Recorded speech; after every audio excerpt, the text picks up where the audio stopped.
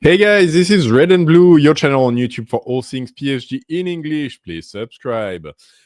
Today, PSG actually released on their YouTube page a documentary called 2025, which is a 1 hour kind of behind the scene recap look at the at last season UCL campaign. And like going from the early days of the Girona games and the PSV games and the early defeats and doubts all the way to after the Munich final and us lifting that Champions League trophy. It's peppered with a lot of one behind the scene footage and two a lot of players interviews and staff interviews and so on. And yeah, honestly, like it's a pretty awesome look back at a historic season. And yeah, so I wanted to do a quick recap, give you my thoughts on it. Short of it, like highly recommend that you guys take a look. It's great, honestly. Like I loved it. Just like at this point, anything to do with that Champions League anyway is great in my mind. But yes, this one really brings it to light in a very emotional way. And I think for us supporters who have been waiting for it for a long time, it's really great to go back in it. I think in terms of the documentary itself, it's very high quality of production, very nicely put together.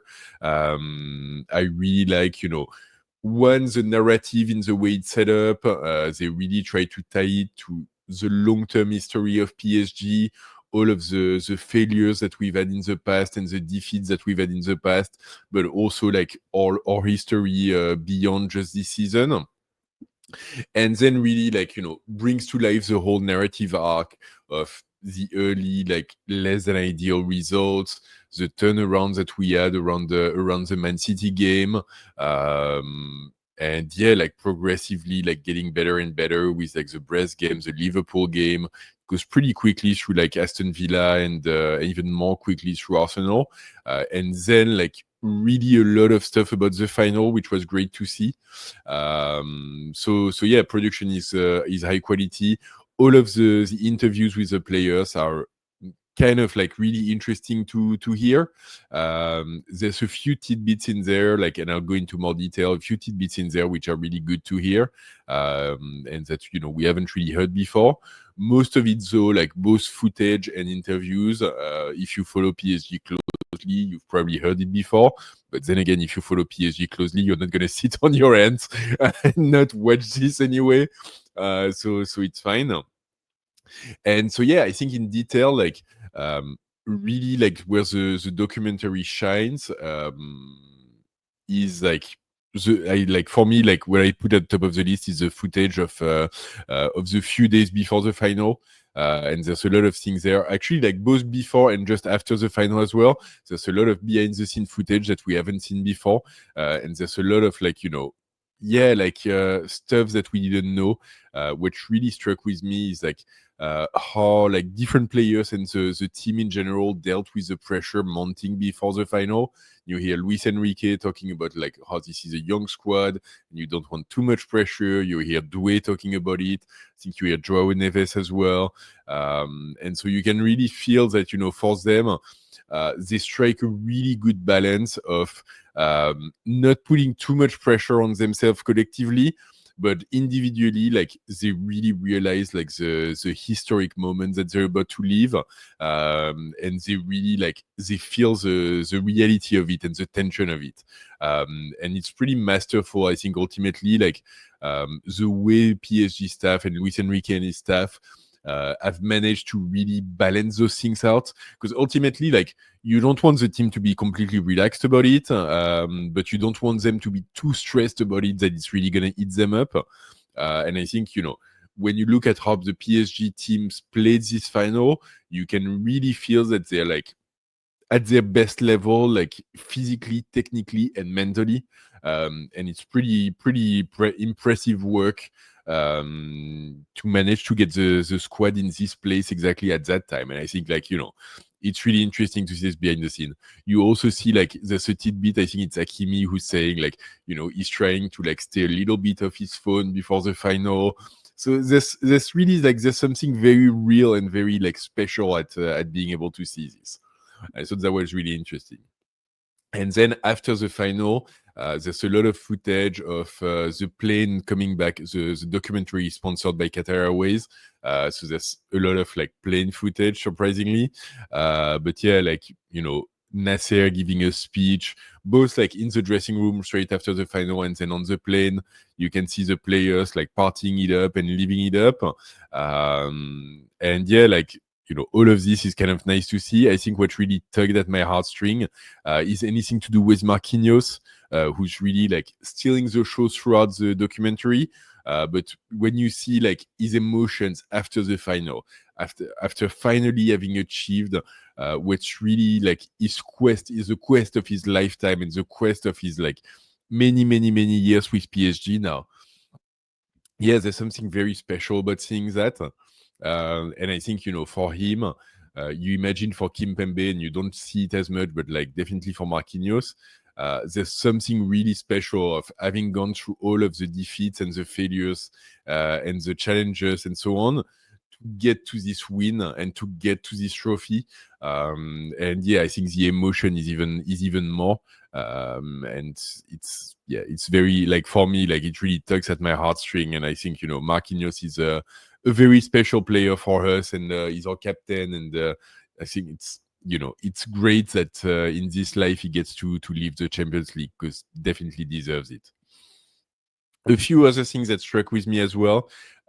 One, like, and to some extent, I expect that to be a little bit of lip service, but literally, like, the amount of time where the fans are mentioned and weaved into the story, and it's really, like, I don't know how real it is. I don't know if it's, like, marketing and communications and so on, but at the same time, like, it's like they weave the story together in a way of, like, yes, it is, like, the squad and the players and the staff and their road to the Champions League, but you can see that the fans are with them at every step of the way, and the players and the staff are never missing an opportunity to mention how important it is for them, and how much, like, the fans actually contribute, how much, like, they hear them sing, and it really, like, pushes them to do even better, to go even further.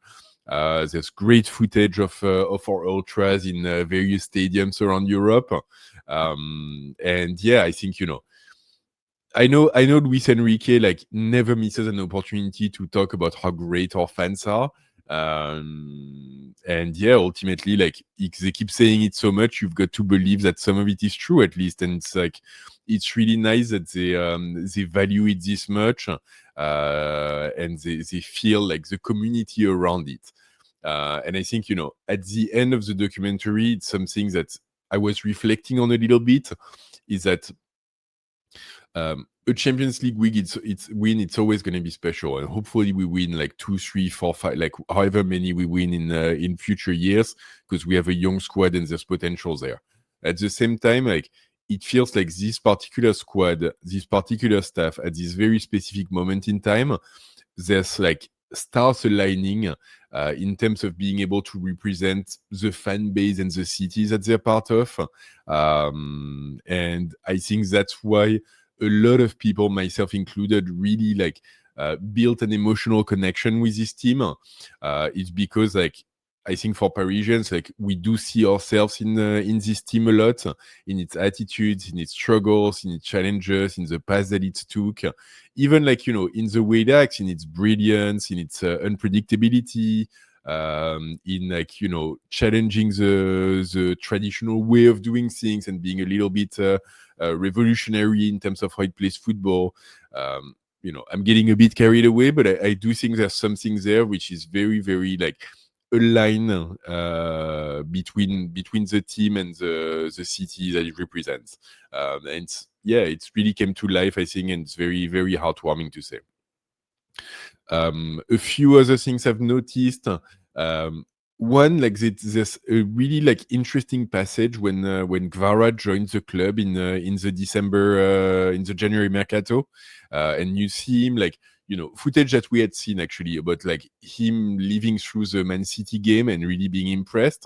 But then there's also like footage that we haven't seen around him like joining the squad, getting integrated, and very very quickly becoming part of the team, and like the welcome that he gets from other players. And we know that he was a big difference maker, and that when he joined the team, that was one of the twists and the turns of the season that really allowed us to go all the way to the top. And it's really like it's interesting to see it behind the scene, because I think it like completely like lives up to this, in the sense of the player gets integrated very quickly. All of the player look at him and go like, yeah, that's a special one, and like he's gonna be one of us, and he's gonna really like help us out. And at the same time, yeah, Kvara like joined, and like straight away he's like, oh, all of those guys, like they're treating me like their family, and like literally you can feel in a few games like, yeah, like it's a family.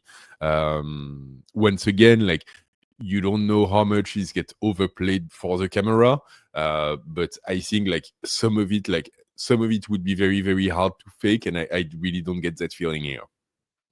And we've heard all season long that the PSG locker room is super healthy anyway, and like guys really like fundamentally get along. So it's not really surprising in a way, but yeah, it's kind of nice to see. Something that was more surprising, and this one I definitely think it's like, for the cameras, is how much like the documentary talks up the Trophée des Champions. So like the game we played in Qatar against Monaco in December, January. And they put it up front at the beginning and put it as like, oh, this is the turning point in the season because we won a trophy and this really pushed us to do more. Ultimately, like, if you're not familiar, that's like the Charity Shield of France, like that's the game of like the champion of the past season plays against the winner of the cup.